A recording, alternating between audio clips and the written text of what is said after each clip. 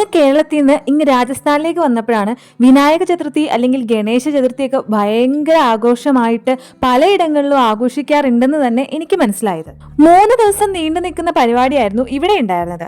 10 ദിവസം വരെ നീണ്ടു നിൽക്കുന്ന ഒരു വലിയ പരിപാടി തന്നെയാണ് വിനായക ചതുർത്ഥി എന്ന് പറയുന്നത്. ഈ ഒരു ആഘോഷത്തിൽ പ്രധാനമായും വരുന്നത് ഗണപതിയുടെ പ്രതിമ ഉണ്ടാക്കുക, അത് പൂജയ്ക്ക് വെക്കുക, അതേപോലെ തന്നെ ലാസ്റ്റ് ദിവസം നിമജ്ജനം ചെയ്യുക. ഇത്രയൊക്കെയാണ് ഇതിനകത്ത് പ്രധാന ഘട്ടങ്ങൾ എന്ന് പറയുന്നത്. ഗണപതി ഭഗവാന്റെ ജന്മദിനമാണ് വിനായക ചതുർത്ഥിയായിട്ട് ആഘോഷിക്കുന്നത്. വിഘ്നങ്ങൾ അഥവാ തടസ്സങ്ങൾ മാറ്റുന്ന വിഘ്നേശ്വരൻ എന്നതിലുപരി ജ്ഞാനത്തിന്റെയും ബുദ്ധിയുടെയും പ്രതീകമായി ഗണപതി ഭഗവാനെ കാണുന്നുണ്ട്. പൂജയ്ക്ക് വയ്ക്കുന്ന ഗണപതി ഭഗവാന് നിവേദിക്കുന്നതിന് മോദകമാണ് നൽകുന്നത്.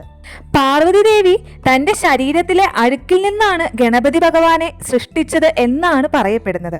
ഞാൻ ആദ്യമായിട്ട് പങ്കെടുക്കുന്ന ഒരു പരിപാടി ആയതുകൊണ്ടും ഞാൻ ആദ്യമായിട്ട് കാണുന്ന ഒരു പരിപാടി ആയതുകൊണ്ടും ഇതിന്റെ ഐതിഹ്യം എന്തായിരിക്കും എന്ന് അറിയാൻ വേണ്ടി ഗൂഗിൾ നോക്കി തപ്പിപ്പിടിച്ചതാണ് ഇത്രയൊക്കെ കാര്യങ്ങൾ. ഇവിടെ രാജസ്ഥാനില് ഈ പരിപാടിയോടനുബന്ധിച്ച് 3 ദിവസത്തെ പൂജയും അനുഷ്ഠാനങ്ങളും ഒക്കെ ആയിരുന്നു ഉണ്ടായിരുന്നത്. കൂടാതെ കുട്ടികളുടെ ചിത്രരചനാ മത്സരം, കളറിംഗ് മത്സരം, അതുപോലെ ഇതേപോലെ കാണുന്നത് മണലും കളറും കൂടി മിക്സ് ചെയ്ത് അവർ ഓരോ കോലങ്ങൾ വരച്ചു വെച്ചേക്കുന്നതാണ്. ഇതിന്റെ പ്രധാന വിഷയം ഗണപതി തന്നെയായിരുന്നു.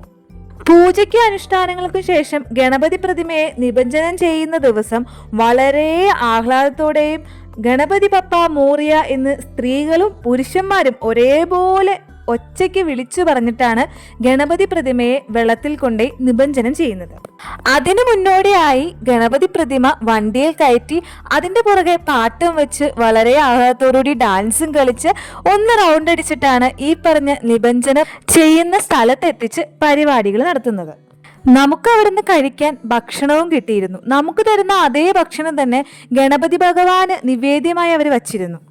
നാട്ടിലെ പല കാര്യങ്ങളും മിസ് ചെയ്യുന്നുണ്ടെങ്കിലും ഇവിടുന്ന് കിട്ടുന്ന ഓരോ കാഴ്ചകളും അനുഭവങ്ങളും പുതിയ പുതിയ അറിവുകൾ പോലെ ഞാനത് ആസ്വദിക്കാറുണ്ട് കേട്ടോ. അപ്പോൾ എന്തായാലും ഈ വീഡിയോ ഇഷ്ടപ്പെട്ടാൽ ലൈക്ക് ചെയ്യാനും സബ്സ്ക്രൈബ് ചെയ്യാനും ഒന്നും മറക്കരുത്.